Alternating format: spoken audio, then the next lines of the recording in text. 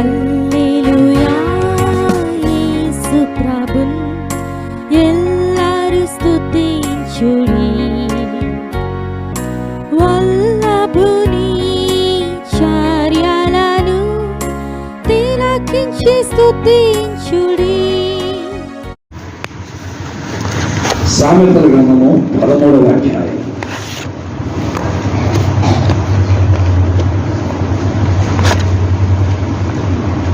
కొన్ని వచనాలు మనకు చదువుతాం.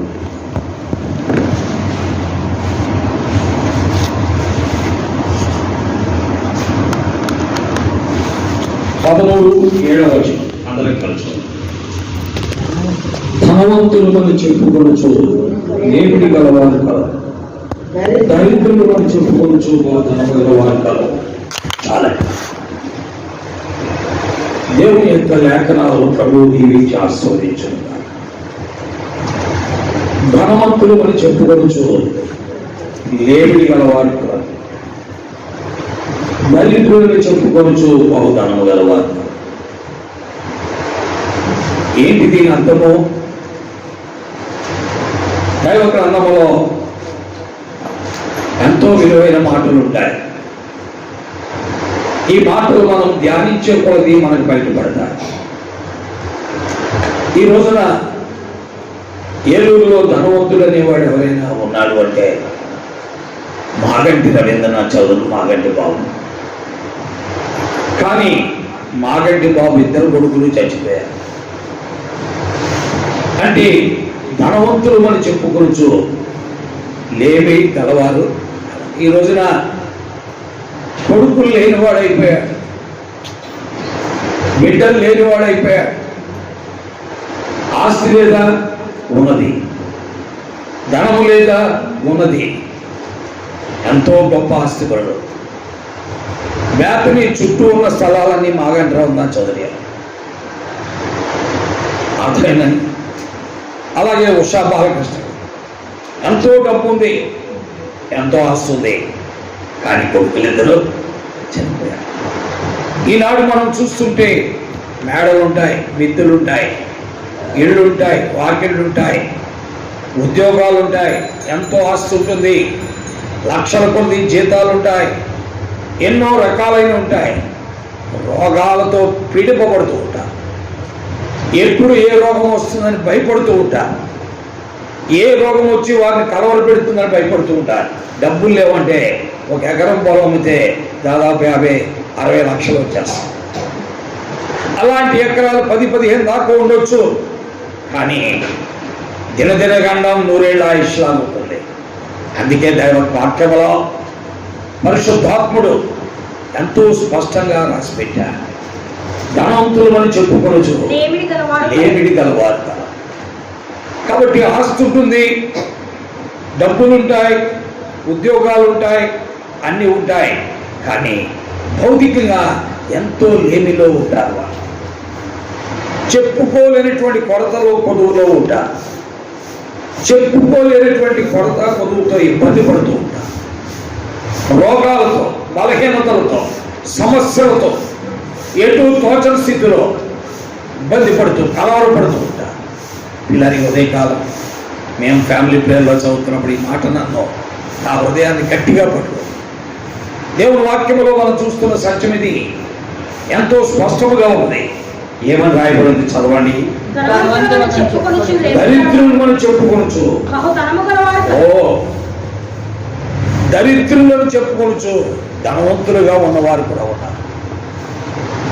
అంటే వారికి ఏమీ ఉండదు, పొలాలుండవు, ఆస్తులుండవు, ఉద్యోగాలుండవు, ఏమీ ఉండవు. కానీ వారు చాలా సంతోషంగా ఉంటూ ఉంటారు, చాలా ఆనందంగా ఉంటూ ఉంటారు. పిల్లలంటే దరిద్రులు అని చెప్పుకొని మాకేముందండి, మేము ఎందుకు పనికిరాను, మేము ఎందుకు పనికిరాను, దేనికి పనికిరాను, కూలి పని చేసుకుంటారు.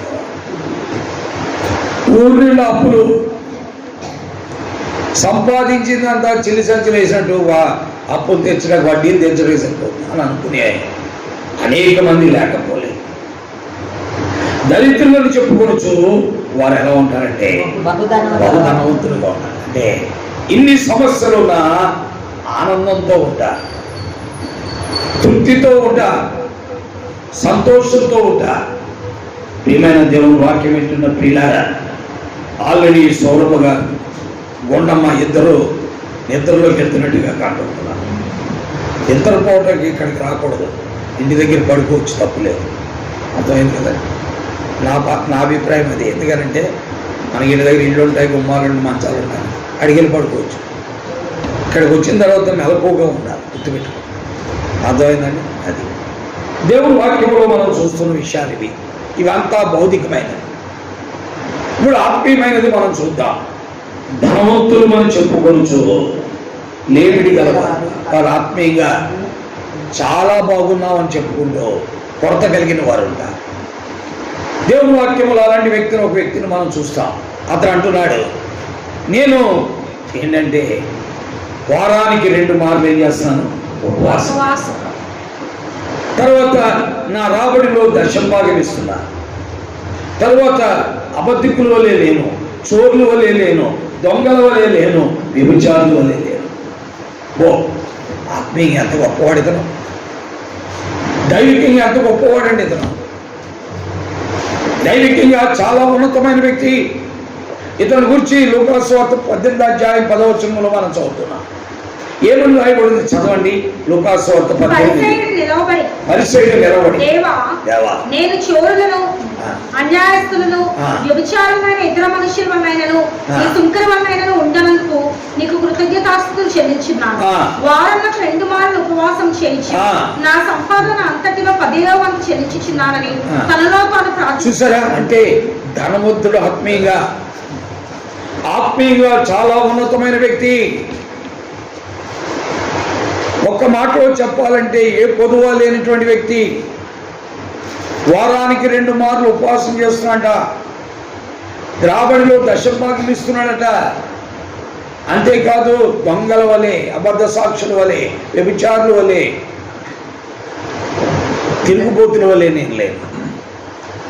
చాలా ధనవంతుడు ఆత్మీయంగా చాలా ధనవంతుడు. అయితే పొదువ కలిగిన వాడు, దేవుని దృష్టిలో ఏం కలిగిన వాడు? పొదువ కలిగిన వాడు. ఆత్మీయంగా ధనవంతుడే కానీ దేవుడు ఇతడు ఆత్మీయంగా ధనవంతులని తీర్పు తీర్చలేదు. మరి ఎలా తీర్చాడు? పొదువ కలిగిన వాడిగా తీర్చాడు. అంటే తన జీవితంలో ఎన్ని మంచి లక్షణాలు, యోగ్యమైన లక్షణాలు కలిగి ఉన్నప్పటికీ తన స్థితి తాను ఎరగనటువంటి వాడు. అది ఎరిగిన వాడే అపోస్తులైనటువంటి పౌలు. అందుకే అతను ఏమన్నాడంటే రోమాపత్రిక 7వ అధ్యాయం 18వ వచనంలో స్పష్టంగా చెప్పాడు. ఏమంటున్నాడంటే, నా యందు అనగా నా శరీరం మంచిది ఏదియో నివసించదని. అంటే తన జీవితంలో తన స్థితిని తాను ఎరుగుతున్నాడు. నా యందు అనగా నా శరీరమందు మంచిది ఏదియో నివసించదు. ఎందుకంటే ఈ వ్యక్తి వారానికి 2 మార్లు ఉపవాసం చేస్తుంటే అతను ఎప్పుడూ జాగారాలు చేస్తూనే ఉండేవాడు. ఎవరు? పౌలు. ఎప్పుడూ జాగారాలతో ఉండేవాడిని. దొంగల వల్ల దెబ్బలతో ఉన్నాను, ఓడ పలిగినటువంటి ఆపదలతో ఉన్నాను, ఎన్నో ఒకటి తక్కువ 40 దెబ్బలు 5 సార్లు తిన్నాను. ఇవన్నీ చెప్పాడు. ఎక్కడ? 2 కొరింథీ 11వ అధ్యాయంలో. 2 కొరింథీ 11వ అధ్యాయంలోకి వెళ్ళేటప్పటికి ఎన్ని చెప్పాడో చూడండి. దేవుని వాక్యంలో మనం చూస్తాం. చదవండి. యూదుల చేత ఎన్నో వచనం ఉంది? 11వ అధ్యాయం 24వ వచనం ఉంది. యూదుల చేత 5 మార్లు ఒకటి తక్కువ 40 దెబ్బలు తింటిని. 3 సార్లు బెత్తాలతో కొట్టబడ్డారు. ఒకసారి రాళ్లతో కొట్టబడ్డారు. 3 సార్లు ఓడ పగిలి శ్రమపడ్డారు. సముద్రంలో అబ్బో!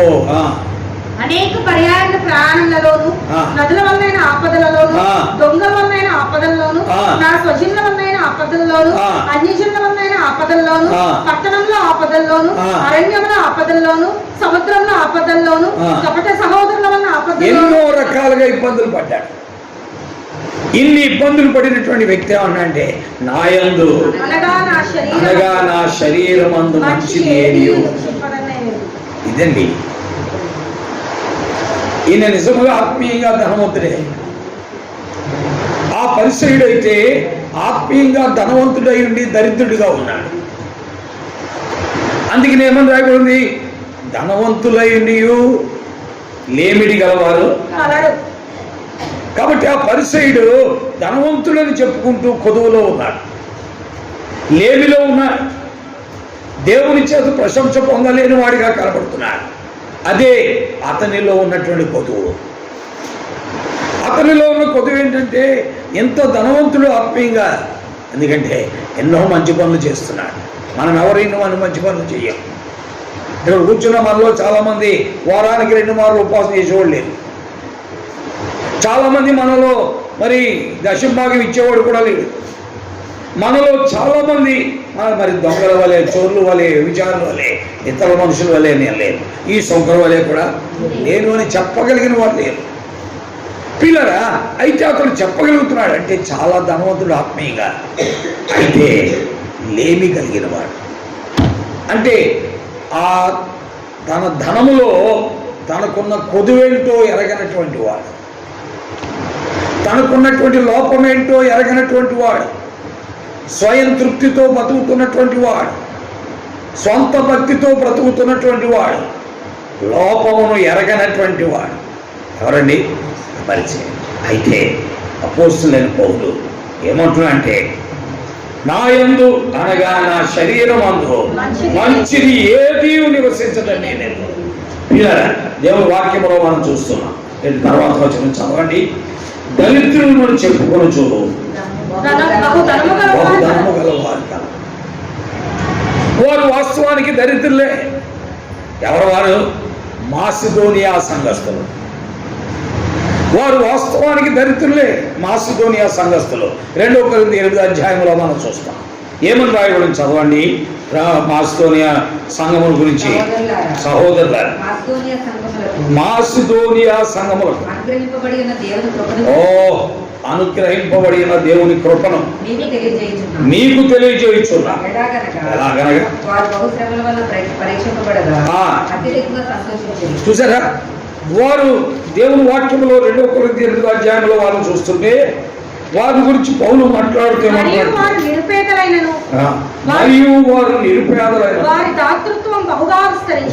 అంటే వారు దరిద్రులైనప్పటికీ కలిమి గలవారు. అదాయన వారు దరిద్రులైనప్పటికీ ధనవంతులు. అందుకనే సామెతలు 13వ అధ్యాయం 7వ వచనంలో చదువుతున్నాం. ఏమని రాయబడింది? ధనవంతులమని చెప్పుకొనుచు లేమిడి గలవారు కలరు, దరిద్రులను చెప్పుకొనుచు బహుధనము గలవారు కలరు. కాబట్టి మాసిదోనియా సంఘాల గురించి మనం చూస్తుంటే వారు నిరుపేదలు, చాలా సామాన్యులు, చాలా బలహీనులు. అయితే వారు ఎలాంటి నిరుపేదలైనను అబ్బో వారు ధనవంతులండి. వారు ధనవంతులు. పిల్లలు, దేవుని వాక్య ప్రకారము ఒకవేళ ఆత్మీయంగా దరిద్రతలో ఉన్న వారు ధనవంతులు, భౌతికంగా దరిద్రతలో ఉన్న వారు ఏమైనారు? ధనవంతులు. అంటే వారి స్థితిని వారు ఎరిగినటువంటి వారు. వారిని గురించి పౌలు సాక్ష్యం ఇస్తున్నటువంటి వారు. వారిని గురించి పౌలు సాక్ష్యం ఇస్తున్నాండి. వారు నిరుపేదలే కానీ దాతృత్వం ఎక్కువ. అంటే దాని అర్థం ఏంటి? ఆత్మీయంగా మనం ఆలోచిద్దాం. వారికి తినడానికి తిండి లేదు, కట్టుకోవడానికి బట్టలు లేవు అనుకుందాం. ఉదాహరణకి ఖర్చు పెట్టుకోవడానికి సరైన డబ్బులు కూడా లేవు. కానీ దేవుణ్ణి వెంబడించుట్లో ఆగిపోని వారు, దేవుని కొరకు నిలబడుట్లో ఆగిపోని వారు, దేవుని సన్నిధిలో కూర్చున్నట్లు ఆగిపోని వారు, దేవుని సన్నిధిలో నడుచుట్లో ఆగిపోని వారు. ఎవరైనా వారు దేవుని బిడ్డలారా, ప్రతి వాక్యము మనకు పాఠమే. 13వ అధ్యాయం 7వ వచనంలో మనం చూస్తాం. సామెతల గ్రంథంలో ఎంతో చక్కగా చెప్పాడండి వాక్యం. ఏమని రాయబడింది? చదవండి గట్టిగా. వాక్యంలో మనం చూస్తున్నాం. కాబట్టి పిల్లరా, ఈ రోజున అలాంటి పరిస్థితి వారు కలిగి ఉన్నట్లుగా మనం చూస్తాం. అంటే వారు దరిద్రులమని చెప్పుకొనుచు బహుధనవంతులుగా ఉన్నారు. వారు దరిద్రులమని చెప్పుకుంటూ బహుధనవంతులుగా ఉన్నారు. అంటే నాకు అదే అనిపిస్తుంది. ఎందుకంటే గాజుల శ్రీనివాసు ఆయన పొగట్టం కాదు, కానీ నాకు అలాగ అనిపిస్తుంది. ఏంటంటే ఆ బండి మీద గాజులు వేసుకొని నిన్న ఉదయం నా దగ్గరికి వచ్చాడు. నిన్న ఉదయమేనా మొన్న ఉదయం మొన్న ఉదయం వచ్చారు. బండి మీద వచ్చారు గాజులు అమ్మకుండా. తిరంగల దెబ్బకి ప్రార్థన చేయమన్నారు, చేశారు. రోడ్డు మీద గాజులు బండి వేసుకెళ్ళారు. పిల్లరా, వారు సామాన్యులే, కానీ వారి దాతృత్వం ఇక్కడ మనకు సంచులు కనబడతాం. వారి దాతృత్వము అంటే వారి దరిద్రులమని చెప్పుకోవచ్చు. ఎలాంటి వారు? బహుధనవంతులు ఆత్మీయంగా. వారు దరిద్రులని చెప్పుకోవచ్చు, ఆత్మీయముగా బహుధనవంతులు. ప్రియమైన దేవుని బిడ్డలారా, చేరువచ్చిన మన జీవితాల్లో చాలా దూరం భక్తిలో నడిచొచ్చాం, చాలా దూరం ఆత్మీయతలో నడిచొచ్చాం, చాలా దూరం దేవుని సేవలో నడిచొచ్చాం, చాలా దూరం దేవుని కొరకే బ్రతుకుట్లో నడిచొచ్చాం, చాలా దూరం దేవుని కొరకే పని చేయట్లో నడిచొచ్చాం. అయినా మనము లేమిడి గలవాలమే. అందుకే అపోస్తలుడైన పౌలు అన్నాడు, ఏమనంటే ఇదివరకే గెలిచితినని అయినా, ఇదివరకే సంపూర్ణ సిద్ధి పొందుతునని నేను అనుకోనట్లేదు. నాలో కొలువులు ఉన్నారు, ఇంకా చేయాల్సింది. 12వ అధ్యాయంలో ఆయన మాట్లాడుతూ 12వ వచనంలో 3వ అధ్యాయంలో ఫిలిప్పీ పత్రికలో ఆయన మాట్లాడుతూ ఇదివరకే నేను గెలిచితినని, అంటే నేను ఎంతో చేశాను, ఎంతో ధనవంతుడు ఆత్మీయంగా, అయినా నాకింకా కొదువులు ఉన్నాయి, నాకింకా కొదువులు ఉన్నాయి. ఆ కొదువులు తీర్చుకోవడానికి ముందుకు సాగుతూ ఉన్నాం. ప్రియమైన దేవుని వాక్యం వింటున్నప్పుడు గారు అందుకే అన్నాడు, ధనవంతులుగా ఉన్నప్పటికీ లేమిడి గల వారి కలలు దరిద్రులమని చెప్పుకోవచ్చు, బహుధనంగా ఉన్నారు.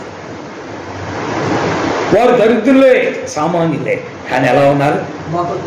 ప్రియమైన దేవుని వాక్యం వింటున్నప్పుడు ప్రభు వాక్యం ద్వారా ప్రతి దినము నీతో మాట్లాడతాడు. ప్రభు ఈ ఉదయకాలం నాతో మాట్లాడిన మాటలే మెసేజ్ రూపంలో మీకు చెప్తున్నానే. నా మెసేజెస్ ఇంచుమించు ఆల్మోస్ట్ అలాగే ఉన్నాయి. ఎందుకంటే ప్రభు నాతో మాట్లాడితే కనుక దాన్ని ధ్యానించి ప్రభు వాక్యము నుండి వర్తమానం తేవటం నాకు అలవాటు. కాబట్టి ధనము గలవారుగా ఉండి లేమిలో ఉన్నవారు ఉన్నారు. ఈ రోజున మనకెన్నో ఉన్నాయి. అందుకని అపోస్తలుడైన పౌలు, నేను చాలా ధనవంతుడిని ఆత్మీయంగా, లోకరీత్యా నేను ధనవంతుడిని కాకపోయినా ఆత్మీయంగా చాలా ధనవంతుడిని. అది అయితే నేను ఇంకా గెలవలేదు, ఇంకా కొదువు ఉంది. నేను ఇంకా సంపూర్ణ సిద్ధి పొందలేదు, ఇంకా కొదువు ఉంది. చేరువచ్చిన బిడ్డలారా, ఆలోచించుకోకపోతే ఆత్మీయంగా మనం భ్రష్టులం అవడానికి అవకాశం. అంతేకాదు మనం స్వయం తృప్తితో బతకడానికి అవకాశం. ఒక వ్యక్తి దేవుని కొరకు నడవకుండా చేసేది ఏంటంటే సెల్ఫ్ సాటిస్ఫాక్షన్, స్వయం తృప్తి. ఆ స్వయం తృప్తి ఎప్పుడైతే ఒక వ్యక్తికి వస్తుందో వాడు ఇంకా ముందుగాడ ఎన్నోసార్లు మైకులు కట్టాం, ఎన్నోసార్లు లైట్లు పెట్టాం, ఎన్నోసార్లు ఎన్నో పనులు చేశాం, ఇంకా ఆత్మానాడు చేద్దాం అని అనేవాడు ఇంకా ముందుకు వెళ్ళాడు. వాడు ఇంకా ముందుకు అడిగేయలేడు, వాడు ఇంకా ముందుకు నడవలేడు. అయితే నేను ఎన్ని చేసినా లేమి గలవాణ్ణి, కొదువు కలిగిన వాడిని, కొరత కలిగిన వాడిని అని ఎవరైతే అనుకుంటాడో వాడే ముందుకు ఏం చేయగలడంటే అడిగింది. అందుకనే అలాగ అనుకున్న వాడే అపోస్తలుడైన పౌలు. అలాగ అనుకున్న వారే ఎవరండి? మాస్తోనియా సంఘస్థులు. అలాగ అనుకున్న వాడు ఎవరంటే ఆ పరిసయ్యుడు.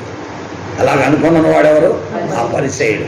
వాడు ఏమనుకుంటున్నాడంటే అంతా సెల్ఫ్ సాటిస్ఫాక్షన్ వచ్చేసాం, సెల్ఫ్ సాటిస్ఫాక్షన్ వచ్చేసి మేము ఎంతో చేసేసాం, ఎంతో బతికేసాం, ఎంతో నడిచేసాం, ఇంకా బతుకుతున్నాం అనే ఆ స్వయం తృప్తి అతన్ని దేవుని దృష్టిలో పడకుండా చేసేసి ఇలారా అలాంటి సంఘస్థులే బైబిల్లో ఉంటున్నారు. వారు ఏమనుకుంటున్నారంటే నేను ధనవంతులను ధనవంతు చేసుకున్నానా, నాకేమీ కొదువు లేదనుకునే ధనవంతుడు వాడు. అయితే వారి కొదువును చూపించాడు దేవుడు. ఏమన్నా అంటే నువ్వు దౌర్భాగ్యుడు, దిక్కుమాలనుడు, దరిద్రుడు, దిగంబరుడు, గుడ్డివాడు. 5 లోపాలు చూపించాడు వారికి. అదే మనం లౌకిక సంఘం గురించి 3వ అధ్యాయంలో ప్రకటనలో మనం 17వ వచనం నుండి చదువుతుంటే మనకు కనబడుతుంది. అది నీవు దౌర్భాగ్యుడు, దిక్కుమాలవాడు, దరిద్రుడు, గుడ్డివాడు, దిగంబరుడు నాయున్నావు అని ఎరుగక నేను ధనవంతుడు ధనవృద్ధి చేసుకుని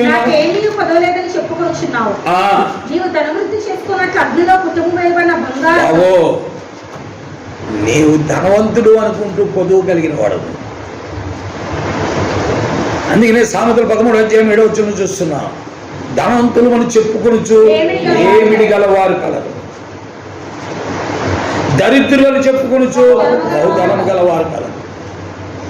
వీరు ధనవంతులను చెప్పుకొనుచు ఎంత లేములో ఉన్నారు చూసారా. దౌర్భాగ్యుడు, దిక్కుమాలుడు, దరిద్రుడు, గుడ్డివాడు, దిగంబరుడు. పిల్లరా, కాబట్టే గుర్తుపెట్టుకోలేకుండామ్మా ఇంటికి వెళ్ళి పడుకోమ్మా, నెలకోకుండా తల్లి. కాబట్టి ధనవంతుడైంది నేను ధనవంతుడిగా ఉన్నాను అనుకుంటూ దరిద్రుడిగా బతుకుతున్నాను. ఎవరండి? లౌకిక సంఘస్థులు. వచ్చిన బిడ్డలారా, కోణింగ్ సంఘస్థులు కానీ, ఎబెనెజర్ సంఘస్థులు కానీ, ఆదరణ గృహ సంఘస్థులు కానీ, లేక ఈనాడు పరిచర్యలో ఉన్న ఏ సంఘస్థులైనా మరి ధనవంతులు అని చెప్పుకుంటూ పొదువులో బ్రతకూడదు. ధనవంతులు అని చెప్పుకునే నీవు ధనవంతుడిగానే బ్రతకాలి. అందుకే దేవుడు ఏమంటున్నాడు, అయ్యా నువ్వు ధనవంతుడిగా బ్రతకటానికి నా యొద్ద నువ్వేం చేయాలి? బంగారము, వస్త్రాలు, ఎందుకంటే నీకున్న కొదువులు నువ్వు ఎరగనటువంటి వాడు, నీకున్న బలహీనతలు నువ్వు ఎరగనటువంటి వాడు. ప్రార్థన చేసేటప్పుడు పిల్లరా మన కొదువులు మనం ఏం చేయాలి? ఎరగాలి. మన బలహీనతలు మనం ఏం చేయాలి? ఎరగాలి. ఏదో ప్రార్థన చేస్తున్నాం, ఉదయకాలం లేచి ప్రభు ప్రార్థన చేయకపోతే అట్లా అలా మోగరించి చేసి స్వయం తృప్తితో లేచి 5 ఇడ్లీ తిని రోడ్లను తిరగడం కాదు. మన జీవితంలో మన సంగతులు మనం ఎరగటం అనేది చాలా ముఖ్యం. మన బలహీనతలు మనం ఎరగటం అనేది చాలా ముఖ్యం. ఎదుటివారి బలహీనతలు ఎరగడం మనకు సులభమే, కానీ మన బలహీనతలు ఎరగడం కష్టం. అందుకే తప్పులేంచువారు తమ తప్పులు ఎరగరు. తప్పులేంచువారు తమ తప్పులు ఏం చేయరండి? ఎరగరు. వాళ్ళని ఏమంటున్నారంటే దరిద్రులు అంటున్నారు బైబిల్లో. కాబట్టి వీళ్ళరా లేఖనాలను బట్టి మనము చూస్తున్నట్లయితే 13వ అధ్యాయం 7వ వచనం ప్రకారము వారు లౌకిక సంఘస్థులు ధనవంతులు అని చెప్పుకొనచ్చు ఎంత లేమిలో ఉన్నారో మనకు కనపడుతుంది. ఆత్మీయ వారు ధనవంతులను చెప్పుకోవచ్చు ఎంత లేమిలో ఉన్నారో ఆత్మీయంగా మనం చూస్తున్నాం. అంటే చాలా ఘోరంగా ఉన్నారు వాళ్ళు. 5 సంగతులు చెప్పాడు. అందులో 5 మనకు తెలిసినవి ఏంటవి? దౌర్భాగ్యుడు, దిక్కుమాలనుడు, దరిద్రుడు, గుడ్డివాడు, వస్త్రాలు కూడా లేవాడు. గుడ్డోళ్ళు అయిపోయారు. అందుకే కన్నులు కాటుగా దిశమలు కనబడుకున్నట్లు వస్త్రం. ఆ తర్వాత వచ్చేసి బంగారం. ఈ బంగారం లేకపోవడం వల్ల వాడు దౌర్భాగ్యుడు అయిపోయాడు, దిక్కుమాలుడు, దరిద్రుడు. ఈ రకమైన పరిస్థితులు ఉన్నాయి. కాబట్టి ప్రియమైన వాళ్ళరా, మన జీవితాల్లో మనము మన లోపమును ఎరుగుతే మనకు కావలసినటువంటి మన స్థితిని మనం ఎరుగుతే మనకి ఎంతైనా మంచిది. మనకి ఎప్పుడైతే స్వయం తృప్తి వచ్చి నేను చాలా భక్తిపరుణ్ణి, నీతిమంతుణ్ణి, నాలాంటి వాడు ఎవడో లేడని అనుకున్నప్పుడు, నన్ను అందరూ పొగుడుతున్నారని అనుకున్నప్పుడు, నేను లేకపోతే అసలు ఆ వారికి దిక్కే లేదని అనుకున్నప్పుడే నీకు ప్రమాదం. పిల్లల అందుకే ప్రభు పైన మనం ఏం చేయాలి? ఆనుకోవాలి. ప్రభువు పైన మనం ఆధారపడాలి. మన లోపమును మనం గుర్తించకుండా, మన లోపమును మనం కనుగొనకుండా, మన లోపం ఏంటో మనం ఎరగకుండా ఎంత ప్రార్థన చేసినా ప్రార్థనకు ఉపయోగం లేదు. ఆ ప్రార్థన దేవుడు ఆలకించడు. ఎందుకంటే ఆ పరిసయుడు ప్రార్థన దేవుడు ఆలకించలేదు. ఎందుకని? అతని లోపం అతను ఏం చేయలేదు, కనుగొనకుండా ప్రార్థన చేస్తాడు. అందుకే బైబిల్లో ఉన్నాడు 66 అధ్యాయము 18 ఉందంటే 66 అధ్యాయం 18 తన హృదయంలో పాపమును లక్ష్యము చేసి ప్రార్థన చేసిన ప్రభు వారి మనవి ఎందుకు ఆలకించలేదు అతను ప్రార్థన? అతని హృదయంలో పాపము గురించి మాట్లాడట్లా. ఎంతసేపు అతను బాహ్య జీవితంలో చేసే కార్యాల గురించే మాట్లాడుతున్నాడు. అర్థమైందండి? అర్థమైందా? అతని జీవితంలో ఉన్న లోపం గురించి మాట్లాడట్లా. 66 అధ్యాయం 18 నా హృదయంలో నేను పాపమును లక్ష్యము చేసినరా. అది కాబట్టి పిల్లరా, దేవుని యొక్క వాక్యము నీకు విలువగా లేదు. దాన్ని పట్టించుకోకుండా మనం ఎంత ప్రార్థన చేస్తే మాత్రం ఉపయోగం. అందుకే అతని లోపమును గుర్తించిన వ్యక్తి యొక్క ప్రార్థన దేవుడు ఏం చేశాడు? దేవా పాపినైనా నన్ను కరుణించు, ఆకాశం వైపు కన్నులెత్తుడికైనాను ధైర్యము చాలక రొమ్ము కొట్టుకొచ్చు. అసలు నీ పేరెత్తడానికి, నీ మాట, నిన్ను గురించి మాట్లాడటానికి, నీ ఎదురుకి రావడానికి నేను అనర్హుడను. అసలు నాకు అర్హత లేదు. ఇలాగనుకునే సంఘంలో ఉన్నవాళ్ళు ఎవరైనా ఉంటారండి ఈ రోజున మనం అనేక సంఘాలు పోతూ ఉన్నాం. ఆ సంఘ పెద్దలు నేను లేకపోతే ఇక్కడ ఏం లేదనుకుంటాడే తప్ప వాడు ఇలాగ అనుకునే వాళ్ళు చూడగల మనం వారి సంగతులు, వారి లోపాల గురించి వారు ఆలోచించి నేను మెయిన్ ఇక్కడ నేను ప్రముఖుడు అనుకుంటాడే కానీ ఇలాగ అనుకునేవాడు ఉంటాడా? ఉండరు. అనేక మందిని మనం చూస్తాం. స్త్రీలలో మనం చూస్తాం, మరి పురుషుల్లో కూడా మనం చూస్తాం. ఎన్నో సంఘాల్లో మనం అలాంటి వ్యక్తులను చూడవచ్చు పిల్లరా. నా మటుకు నేను ఎంతోమందిని అలాంటి వారిని చూశాను. ప్రియమైన దేవుని వాక్యం ఏంటని పెట్టిలారా. అందుకొనకే మన పొదువు మనము ఏం చేయాలంటే ఎరగట మంచిది, మన లోపం మనం ఎరుగుట మంచిది. ఈ రోజున మన లోపాలు మనం ఎరగకుండా పర్వాలేదే మనం బాగానే ఉన్నాం అనుకున్నాం. తకాలం నీలో పొదువులు ఉంటాయి. నీకు 25 సంవత్సరాల సర్వీస్ ఉంది, 30 సంవత్సరాల సర్వీస్ ఉంది యేసు ప్రభులో. యేసు ప్రభులో 30, 25, 40 సంవత్సరాల సర్వీస్ ఉంది. నీ పొదువేంటో నీకు తెలిసిందా? నీ పొదువేంటో నీకు తెలిసిందా? నీ లోపం ఏంటో నీకు తెలిసిందా? మన లోపాలు ఏంటో మనకు తెలిసాయా? చాలా ప్రాముఖ్యం.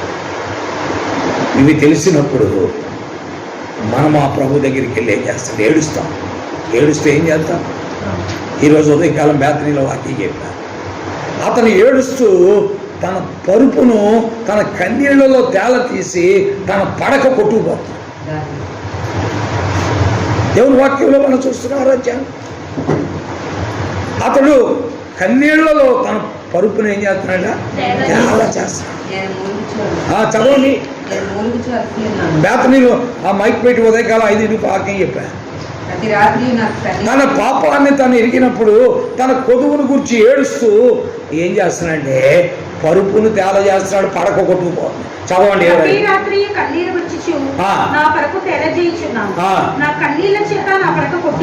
చూసారా ప్రియమైన దేవుని బిడ్డలారా, నువ్వు ఎప్పుడైనా ఇలా ఏడ్చావా? నీ పాపాల గురించి కానీ, నీ కొదువుల గురించి కానీ, నీ లోపాల గురించి కానీ, నీ బిడ్డల పాపాల గురించి కానీ, నీ భర్త పాపాల గురించి కానీ, నీ భార్య పాపాల గురించి కానీ, నీ కుటుంబ పాపాల గురించి కానీ ఇలా ఏడ్చి మనం ప్రార్థన చేశాము. ఇలాంటివి చేయమని మనం స్వయం దొరుకుతుంది. గొట్టాలు కడుతున్నాం, లైట్లు పెడుతున్నాం, మైకులు తెస్తున్నాం, ఎన్నో పనులు చేస్తున్నాం, ఆకులు వేస్తున్నాం, నీళ్లు పెడుతున్నాం, భోజనాలు వడ్డిస్తున్నాం, అన్ని పనులు చేస్తున్నాం. ఇది మన తృప్తి. ఇతని జీవితంలో మనం చూస్తుంటే తన పొదువును తాను ఏం చేస్తున్నాడు? తన పాపమును తాను ఎరిగాడు. ఆ పాపం కొరకు పశ్చాత్తాపడుతున్నాడు. తన పొదువు కొరకే ఏడుస్తున్నాడు. పరుపుని తేల చేస్తున్నాడు. పడకేమైపోతుందట,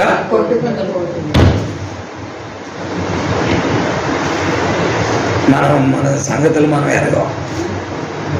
అవి మన దృష్టికి పాపాలను కూడా కనబడతాయి.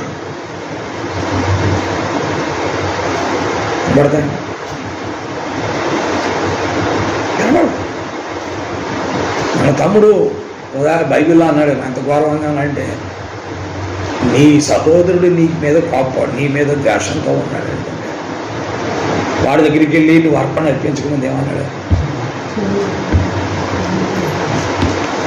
మనం చేయగలం అది? అబ్బే,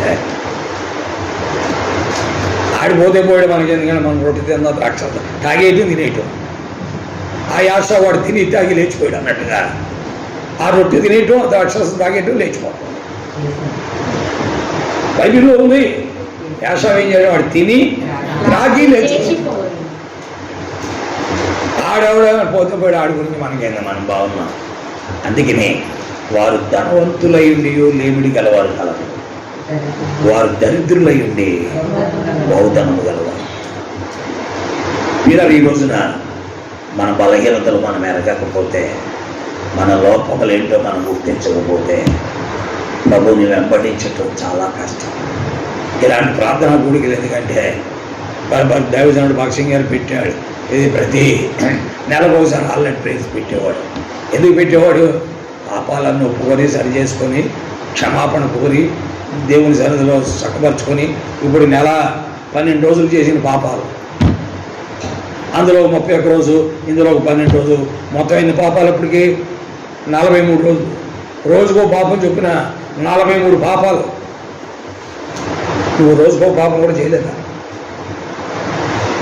మేలైనది చేయనెరిగి అలాగే చేయని వానికి, ఒకవేళ తాగుడు తాకపోవచ్చు, సిగరెట్ తాకపోవచ్చు, వ్యభిచారం చేయకపోవచ్చు, దొంగతనం చేయకపోవచ్చు, జోదుమాడకపోవచ్చు, గుట్కాలు ఎక్కపోవచ్చు, నీకు సమయం దొరికిన కొలది బైబిల్ చదవాలా, నీకు సమయం దొరికిన కొలది ప్రార్థన చేయాలా, నీకు సమయం దొరికిన కొలది నీకు అవకాశం ఉన్నా దేవుని మందిరానికి ఇంట్లో ఓరుపోతులో పడుకున్నావు. పైగా నీకు సమీపంగా మందిరం దగ్గరగా ఉన్న 8 కిలోమీటర్లు, 10 కిలోమీటర్లు, 20 కిలోమీటర్లు ఉందంటే అది కూడా లేదు. పిల్లలు, ఇలాంటి ఎన్నో పాపాలు మనం చేస్తూనే దేవుణ్ణి వెంబడించని స్థితి. గత రాత్రి మేరీ సర్వేశ్వర రెడ్డి గారి కూడికిలో మేము చూసినప్పుడు ఆశ్చర్యపోయినారే, కోరాయిగూడలోనే ఎంతమంది ఉన్నారు ఈ చుట్టుపక్కల, అంతా పూజ చేశారు. అర్ధ ఫర్లాంగ్ కూడా లేదు దూరం, పావు ఫర్లాంగ్ కూడా లేదు, అయినా రాలేకపోయారు ఇటుకి. ఎందుకు రాలేదు? వారి పొదువులేంటో వారికి తెలియలేదు. ప్రియమైన దేవుని బిడ్డలారా, మనం చేసే ప్రార్థనకు ముందు మన పాపాలన్నీ దేవుని దగ్గర ఏం చేయాలి? నాకు అన్నీ తెలుసుండి నేను చెడిపోయాను. అందుకనే పురుషోత్తం చౌదరి అన్నాడు, ఎరిగి ఎరిగి చెడిపోతీవు మనసా, ఇక నీకు దిక్కెవరు? పురుషోత్తం చౌదరి కట్టిన పాటని ఆంధ్ర క్రైస్తవ కీర్తన పుస్తకంలో పురుషోత్తం చౌదరి కట్టిన పాట, ఎరిగి ఎరిగి చెడిపోతేవు మనసా, ఇక నీకు దిక్కెవరు? పోనీ నువ్వు బైబిల్ చదవక, ప్రార్థన చేయక, మందిరం గురించి తెలియక, సంగతుల గురించి తెలియక నువ్వు పాడైపోవాలా? అన్నీ తెలిసావు. అద్భుతమైన పాటలు. ఈ పాటలు ఎంత అద్భుతమైన మీనింగ్తో ఉంటే ఈ అన్ని సినిమా పాటలు ఉన్నాయని ఒక వ్యక్తిని దెబ్బతిన్నాడు, పూర్తిగా దెబ్బతిన్నాడు. ఇప్పుడు మరి స్తుతి నైవేద్యం వస్తున్నాడు.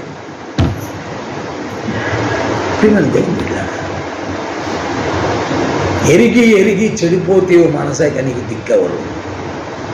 అవును పిల్లరా, అన్నీ తెలిసి మనం నష్టపోతాం. ఈ అమ్మగడ్డ ఏమీ తెలియదు, ఇంకా తెలుసుకోవడానికి వస్తుంది. ఆ ఎదుర్కొన్న అమ్మకైతే ఏమీ తెలియదు, తెలుసుకోవడానికి వస్తుంది. తెలుసుకోవడానికి ఆమె కనిపెడుతుంది. నీవు 15-20 సంవత్సరాల నుంచి, 30 సంవత్సరాల నుంచి, 25 ఏళ్ళ నుంచి మందిరాలకు వస్తూ నాకేమీ తెలియదు అన్నావు అనుకోండి, ఏమంటారండి?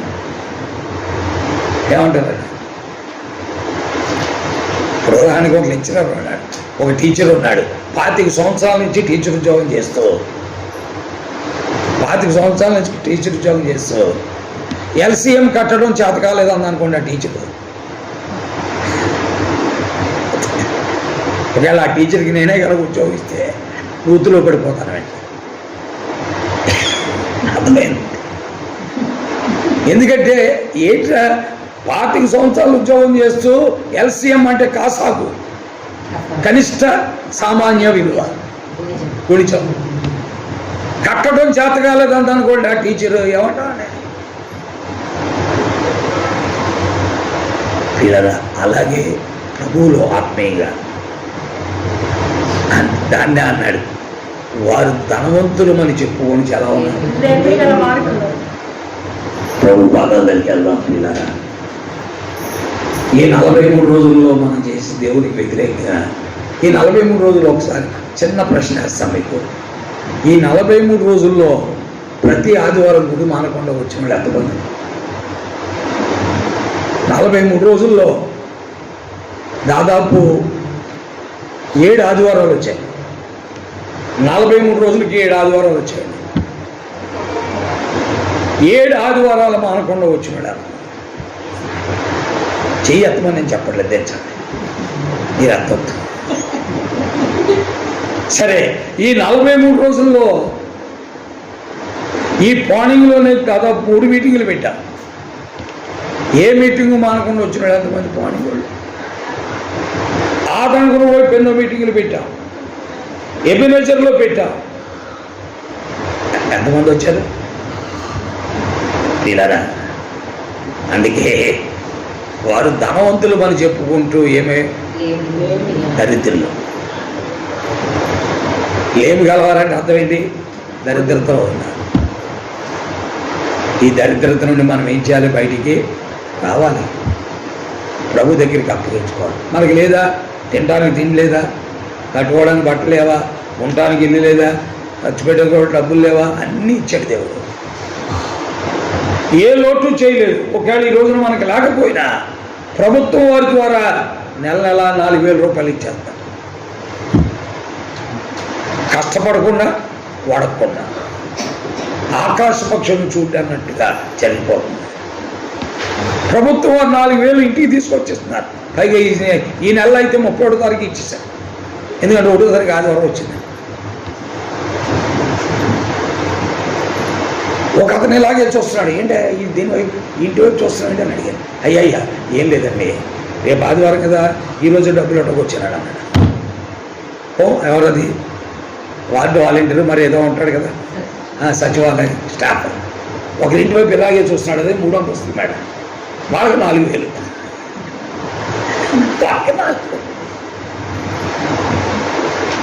అందులో ముసలి పొందండి. ఆవిడే నన్ను ఏంటి దీని వైపు చదువుతున్నాడు బాబు అని అడిగాను. అడిగితే రేపు 1వ తారీఖు కదండి, ఈరోజు 31 కదా, అందుకు ఇచ్చాను. దేవుడు బిడ్డలరా, దేవుడు ఎన్నో మనకి సమృద్ధి ఇస్తున్నాడు. ఏ లోటు మనకి చేయట్లా, ఏ లోటు చేయట్లేదు. అన్నీ సమృద్ధిగా ఆయన సరఫరా చేస్తున్నాడు. కానీ మనం మాత్రం ఆయనకి అనుకూలంగా చేయలేకపోతున్నాం.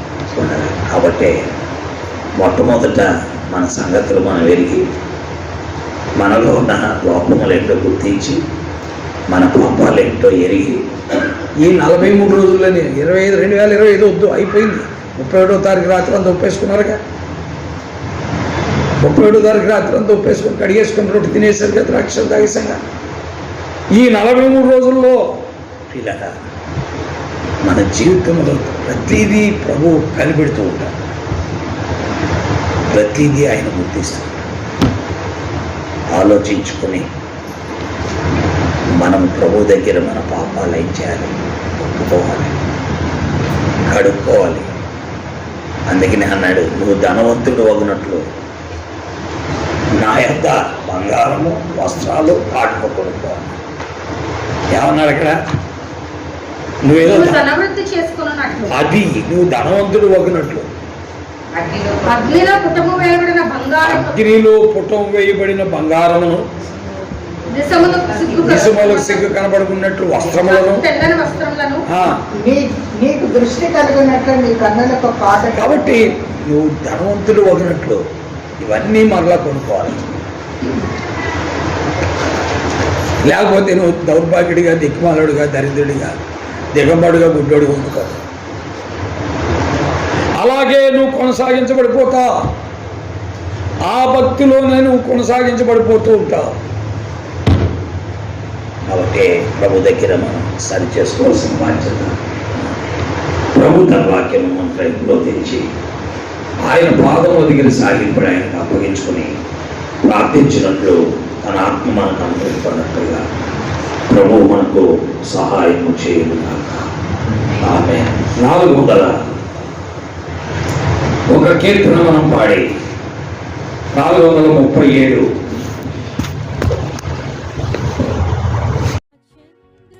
చంద్రులారాయిలా దేవుని స్తుతించుడి, హృదయమును వెలిగించిన యేసుని స్తుతించుడి.